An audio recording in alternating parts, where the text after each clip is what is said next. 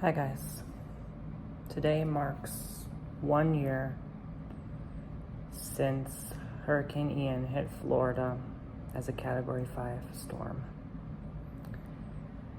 September 28th, 2022 was when it happened.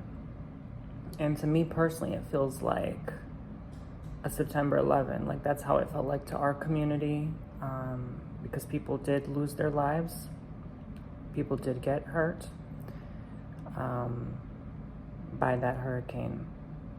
People lost everything, their homes gone, totaled, their belongings, personal private memories, possessions. I can't even imagine. It did $50 billion in damage. That's 5 times more than what happened in this recent hurricane that hit Florida by Cedar Key. And it affected and devastated not one town, but many towns and cities. And it's just a time for me to reflect. And I never thought I'd have to do something like this, but it was a traumatizing event. And that's why I talked about it so much, because it just put things into perspective, and you just heard stories all over, even from my friends of friends who lost everything. And, I'll never forget the story of this girl we spoke to briefly while we were having breakfast in the morning. And she came up to us and said she lost her whole house. Just the tree toppled over it and it just got swept away by the winds. And she lived but 10 minutes from me. That wasn't supposed to happen, but it did.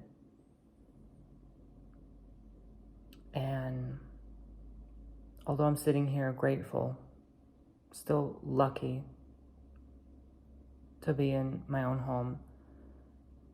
As you guys know, my roof got damaged. I had $30,000 of damage. And it was a struggle to wait on the insurance, but everything kind of worked itself out at the end of the day and was covered.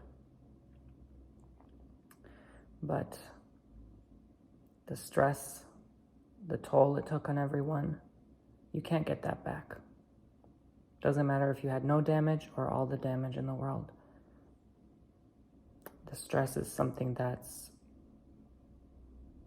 in a sense, irreversible. It's an irreversible loss.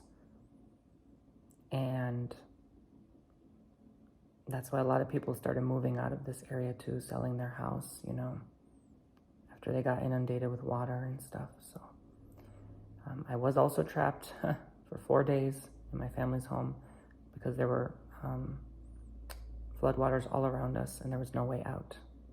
And we did not have a boat. Even if you did, you were stuck. There's no gas. You can't just kayak I've kayaked for 2 hours straight.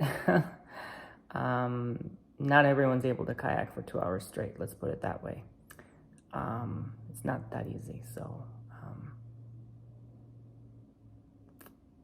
there were people literally crossing the water, and the water was up to here. And if they had children, they had to carry them on their shoulders. I mean, this was awful. The river flooded, and just so many people lost their cars. So I'm just kind of reflecting again, kind of like the 11th of September, you would kind of reflect, and everyone remembers that day, but everyone in my area kind of remembers this day now. I'm sure they're reflecting now, and I'm surprised it's not as emotional because I'm more detached now, and it has been some time, so I guess I healed through that already, and I've already had other things on my plate, to deal with that were having to take priority and precedence, so I don't really think about this that much, but, I just thought I'd kind of journal this and reflect. And maybe you went through something similar, either with Katrina or something. I've had to escape Hurricane Irma too, which was a 2. That was not nearly as bad, but it was still bad, bad enough for me to have to leave. So it was bad. It was bad. There were trees toppled over people's cars in my apartment complex. It was bad. My power was out. All my food spoiled. It was bad. Okay. It was bad. It was definitely more costly if I start counting all the food that rotted in my home, the expenses for hotel, Airbnb, gas, Hurricanes are costly. You can't plan for them. It's almost like a hidden tax, and I guess that's the consequence of living in Florida. Sometimes, it's a blessing to be here. It's one of the best places in the world, in my honest opinion, but, it has its downsides too, just like anywhere else in the world, just like South Dakota, just like California, just like Asia, everywhere is like that. There's nowhere to run. Everyone is always thinking, it's better where I am. Everyone has that kind of like pride about where they live, like, oh, this is the best. Screw the rest. But there's downsides to everything too. Yin and yang. And this is one of them. And it sucks that it's so unfortunate that this has to happen here so frequently. I don't remember it happening this frequently growing up. I mean, a hurricane, that's like once in a 5, 10-year, not 10-year, 20-year event, That's what you were told growing up. That these just don't happen that often. And now it seems like every year there's one that swipes by. So, yeah, I did freak out about this one that was coming, the Category 3 that went to Cedar Key. It turned into a 4, actually, yeah. It passes by, and it was awful. It was like a lot of rain, and you just can't prepare for these things. This is what sucks about hurricanes. You cannot mentally prepare. You can only prepare the best you can. But no one saw those tears, before we had to leave the house, wondering if we were going to even come back to a home. That was awful. Just awful, a sick feeling, and one of the worst feelings. It feels like you hear my stomach. It's like in the pit of my stomach, literally, like you feel like you lost someone, or you might lose someone. You don't know what's going to happen next.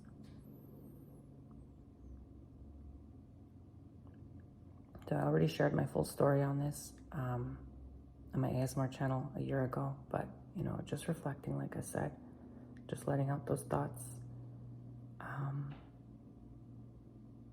And I hope a year later, most everyone has recovered. There are still people without roofs. I've seen churches still without the proper roof. They still have the blue tarp on them, yes. Although very withered down and useless at this point because the weather has clearly made the tarp turn into nothing but just a sheet of paper at this point. There are still tarps. And I've learned no one's here to help you or save you. You have a good friend or two that will, and that's about it. You're on your own with these things. And so if you choose to live here, get ready for that. Understanding that that's part of living here. You just have to face it. And yeah, I decided I'm not going. I'm not going anywhere. For now. Who knows what life brings? Where would you go? Right? I can't think of any better place in the world. I really can't. And that's that, guys. Just some thoughts I wanted to let out this morning. Pay my respects to people who have been affected. I hope they got FEMA help. I hope they got donations. I hope they got all the help they needed during that period of time. I've spoken to people even who did not get covered by their insurance, so that was awful. Thinking of them as well. And yeah, there's still people doing repairs, believe it or not. This has changed everything. This has affected my family personally too, because my family runs a business, and this hurricane made them very busy. And you know, it was stressful for them, and you know, there's a lot of work that needed to be done. Although a blessing also kind of in a way. I don't want to say a curse, but you know, made things a lot more stressful in the family home. So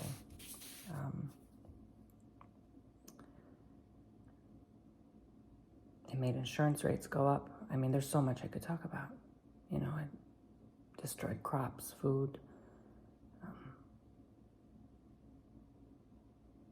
Definitely made it more expensive to live here, that's for sure.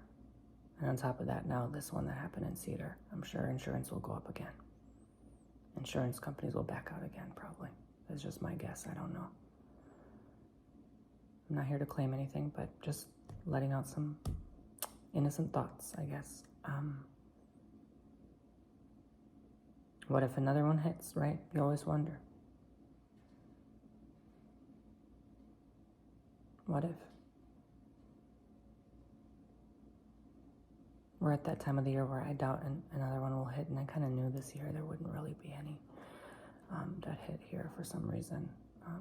It would be quite rare if another 4 or 5 hit in the same spot, you know, but that just really never happens. But you don't know, right? You can't predict if that could happen again. Maybe it might, right? And I think every time a Floridian sees the red X with the little forecast predictor spaghetti model aiming to Florida, you kind of freak out a little bit every time. And you go to fill that gas tank, get water, some snacks, fill out your bug out bag, and that's all you can do is pray. And I'm thinking and praying for all of you again, who lost something, someone, heard of a loss. Just even hearing about it is traumatizing itself, right?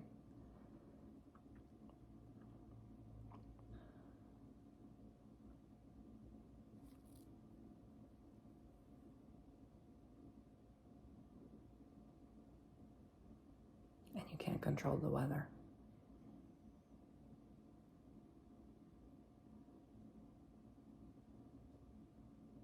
So it makes us realize sometimes and reflect, like, we have no control at the end of the day. We have no say over what happens in our lives. It just is, and you have to kind of deal with it as it comes.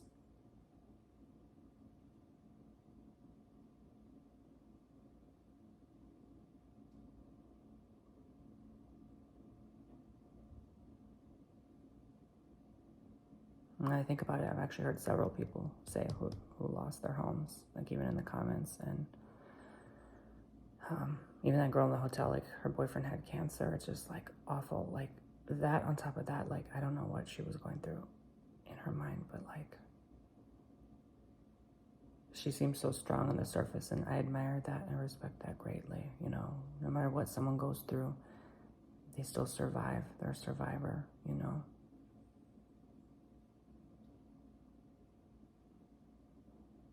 And if this continues to happen frequently, it's almost like there's nothing to even tell your kids in the future or your grandchildren. Like, oh, I survived that, I lived through that.